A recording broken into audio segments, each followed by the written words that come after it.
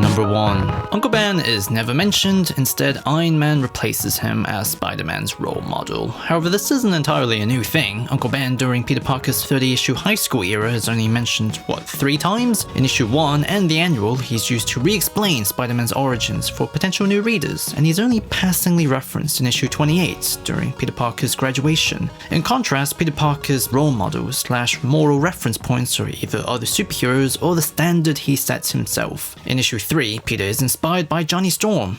As he said, "Ability alone isn't enough. It's one lesson I've learned from my partnership with the Fantastic Four. It's almost as though he's talking to me. Even the Fantastic Four have had defeats, but we always come back. Our motto is never say die." He's right. By golly, he's right. I want to thank you for that speech. I will never forget what you said today. It's meant a lot to me. Oh, sure.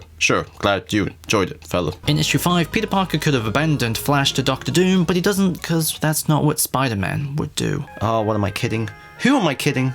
I could no more sit back and let any harm come to Thompson than I could swim to the moon. The real Spider-Man will have to go into action again. Uncle Ben is important, of course, don't get me wrong, but it starts in university. In If This Be My Destiny, his memory pushes Peter Parker to redeclare himself as Spider-Man as he's about to be squished to death. And in No More, he gives Peter Parker the confidence to say, "Fuck everyone else thinks.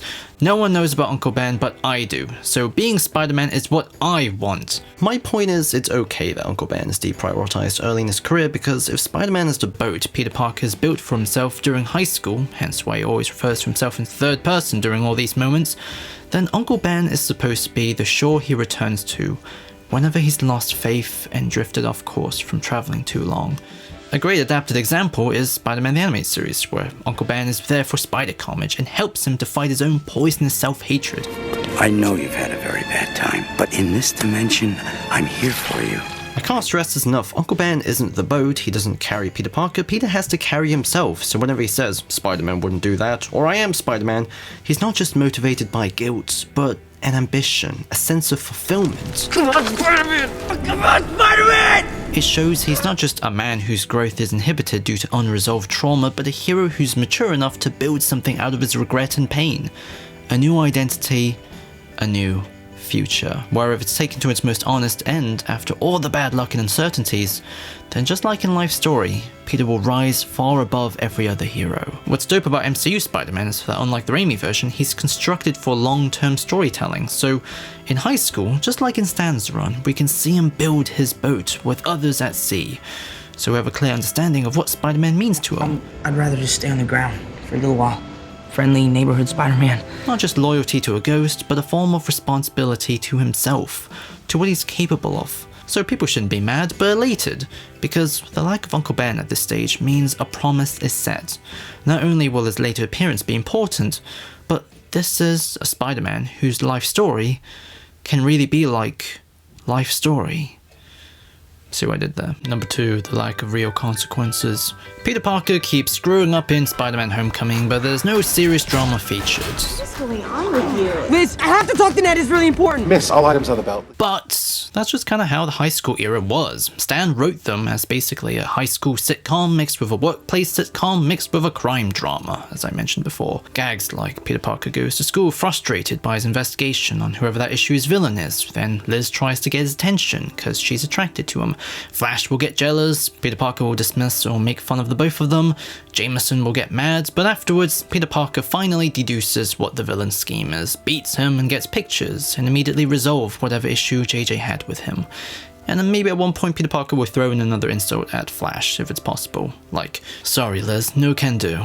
I've got a date with a certain little brunette tonight, even though she may not know it yet. I'm sure Flash will be happy to go instead of me, although I know how boring it must be to have to use all those one-syllable words when you talk to him. Anyways, you deserve each other." The point is, Peter Parker's side is often written to ease the tension from Spider-Man's side, which is often filled with complicated twists, turns, and mysteries, like the story of Big Man and Green Goblin. The one exception during this era was issue 18 and 19, where Aunt May gets sick, but it's not nearly as bleak as the type of situations that would be told during the university era, for the reason that it still ends with him and the Human Torch bickering as they beat up the Enforcers, and Aunt May has a big speech about Grumption.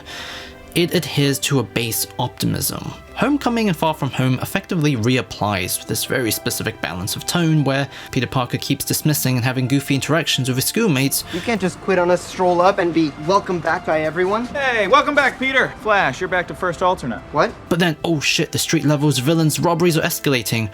Or oh shit, Mysterio's gonna get away with a scam. Furthermore, what's fun about all this is that again, just like Stan's original run, the films have set up the big tonal twist for the university era, where everything Peter Parker has taken for granted is gone. His distracted behavior from his teens initially inhibits him from making friends in his early 20s. The love triangle is no longer a joke. Aunt May didn't get help from his blood, but gets sick from it. Spider-Man suddenly lives under the pressure of two parts of his life. The MCU Spider-Man films have effectively primed themselves for this tonal twist. Tom Holland has even gone on record to say No Way Home is the end of this era in style, so we're effectively promised now.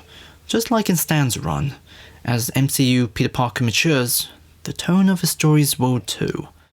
Number 3, the supporting cast is weak and all the side characters feel two-dimensional. For example, Ned is Peter's best mate, but in 2 films he has no transformative arc. Instead, he's just a fanboy, and his relationship with Betty Stacy is just a joke, or how Aunt May often appears just as a sex joke to make Peter Parker feel weird. Oh, thanks. That's nice of him. He larbs you.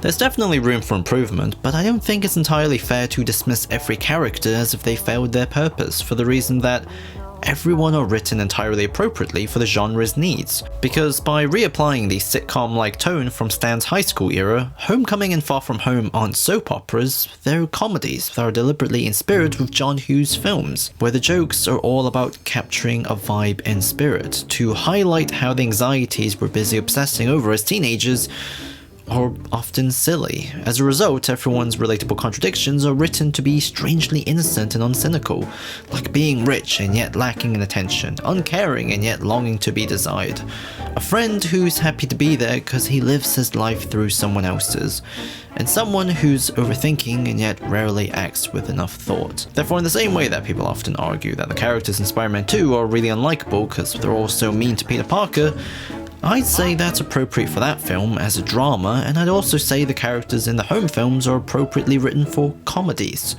It's all about the vibe, capturing and documenting what it feels like to be young. Peter's idolization of Tony Stark undermines his status as a working class hero. This one makes very little sense to me because class issues still factor in. Firstly, there's loads of fun details, like after Peter Parker's bag is stolen, he carries his books by hand because he can't afford a new one.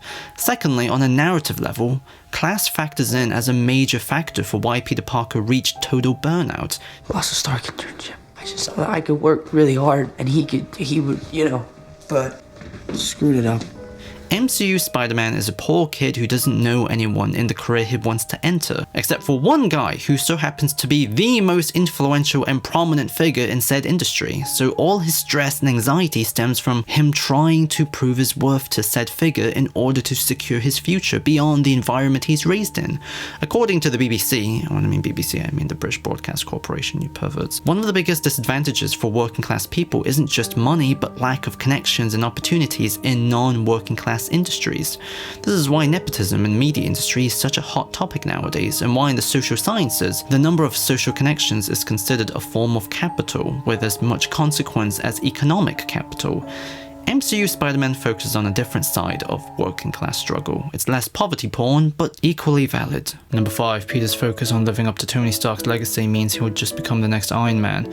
Well, my mate Alex's sketchbook made a pretty great point. That's very literal. Peter did not become Spider-Man because he met Tony, okay? He met Tony because he was already Spider-Man, and him being Spider-Man is clearly the result of Uncle Ben's death, which has now officially been confirmed by What If. My mom, dad, Uncle Ben, Mr. Stark.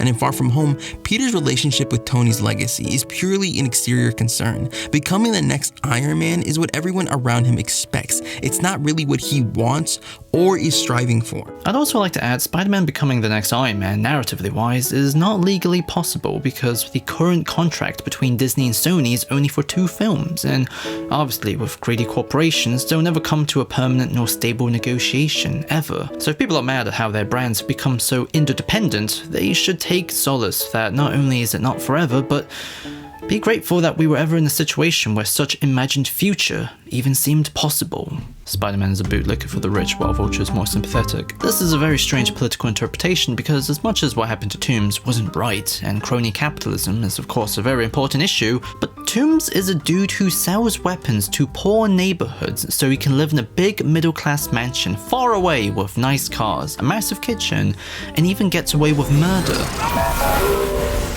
Furthermore, he lacks any self-awareness, so he hypocritically tries to speak for Peter, who's an actual poor kid who shares a small apartment with his aunt. So being blue-collar for him is entirely just rhetoric, a tool for him to get what he wants, absolve himself of any responsibility, and consume everything until all that's left around him are ashes of those that he once pretended to care about. If he was on the internet, he'd be a bloody political commentator. Number 7. Why are you such an asshole? Well, you see, when I was a child, I fell down a well, and there was loads of bats, and they scared me. So when I went to the theatre with my parents, I got scared of the performers that looked like bats. And then they got shot in an alleyway, and I blamed myself. And that all led to me making video essays on YouTube. Number 8. Spider-Man should never look up to or idolize Tony, and if the MCU was gonna give him an Avengers mentor, it should have been Cap. This issue seems to come from all the love surrounding the Avengers Earth Mightiest Heroes episode, which is a great episode, and it really dives into Spider-Man's relationship with public opinion. And with MCU fugitive Steve, the notion of him teaching Spider-Man to not care about what others think of him and have strong independent convictions could be great. Hey, he's trying to help you. We both are. It's okay. No, but... Let it go. But in terms of creating a dedicated long-term story, it wouldn't have produced as much emotional mutual depth as Tony's. Iron Man was a bachelor who up until his 40s didn't give a toss about anything, but then his behavior backfired and he takes responsibility. Minus the age difference, that's basically Peter's origins, especially in Amazing Fantasy 15, the jerk to good guy arc. Therefore, when you put the two together, Tony is who Peter imagines himself to be in the future, and Peter is who Tony wished he was before. The similarities pushes them to improve themselves. Don't pretend you thought this through. I know you didn't. You could not have possibly. You can't be a friendly neighborhood Spider-Man if there's no neighborhood. But their differences allows them to respect the part of themselves that can't be changed. Their relationship sets the storytelling inwards. It's about redemption. Steve doesn't have such parallels because he's a perfect idealist. Yeah, sure. What matters is what I do, right? Right. Whose main struggle was his relationship with a changing world. If they matched Peter with him, you'd lose the personal and enter the more social/political, just like in the episode. It doesn't matter what the newspapers say or the politicians or the whole world. They don't define who you are. You do. Which could have been great, but I sincerely believe it's not the appropriate relationship to introduce Peter Parker through, because Peter learning to care less about what other people think of him is a struggle deeply tied to his connection with Uncle Ben. His memory is often what cleans Peter Parker's mind from the self-doubt planted by others, just like in Spider-Man No More. So ironically, if Steve taught Peter this lesson, or they bonded over a similar disposition, then more so than Iron Man, Ben's future importance is actually endangered. Number 9. MCU Peter Parker isn't Peter Parker, he's just a whitewashed version of Miles Morales. And yeah, there's loads of similarities, but there's also 3 layers of justification. Layer 1. The overlapping characters are used differently due to the different arcs.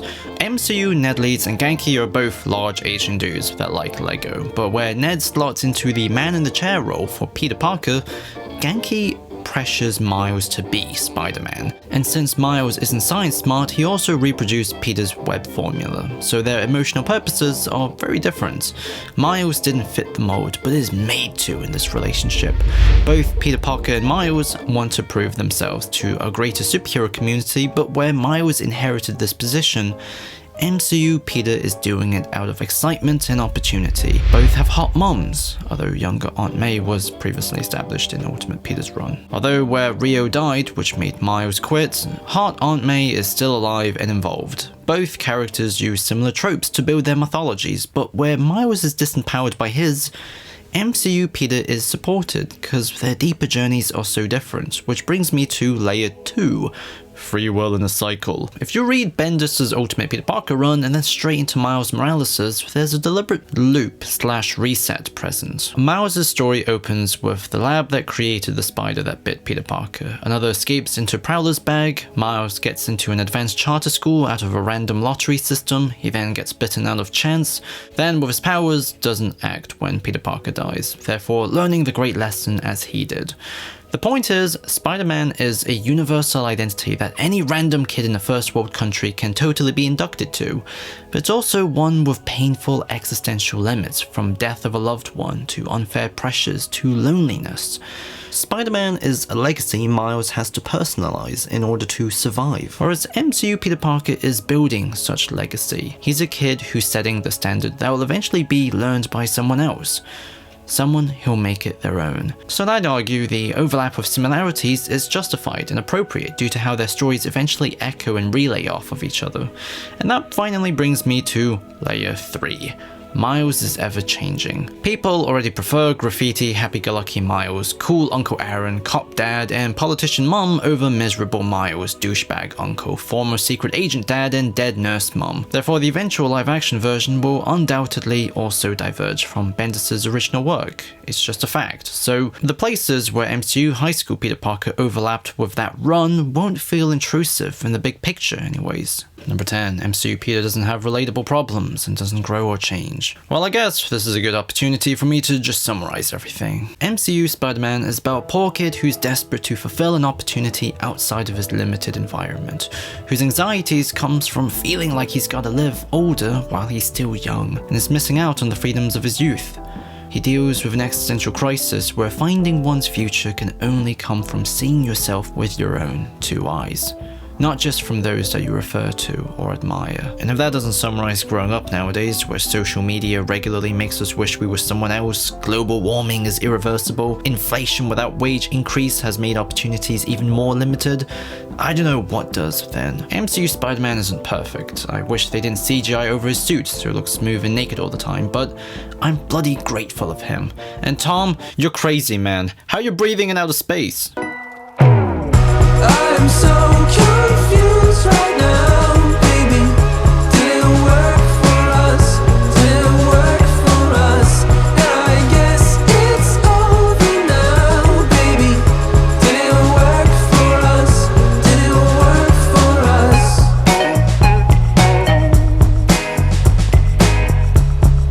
Alright, so this was my unofficial/official remake of my In Defense of Spider-Man video, which is now promptly renamed The Sitcom Spider-Man, so now can matches the Andrew and Toby video ones. I wasn't entirely happy with the original essay because I squished like 3 topics into one 10-minute video, so there wasn't really much of a clear point that framed anything. So guess what? I'm actually going to split everything up into 3 videos. One dedicated to the cinematography of Spider-Man Homecoming, which is a very semiotic style analysis, a psychology analysis on a theme of effective forecasting in the Spider-Man home movies, and this one, which was all about linking everything back to Stan's original run and various other stuff. Special thanks to Alex's sketchbook, who basically co-wrote this essay, and to my patrons, who had the patience to fund my operations despite my bullshit.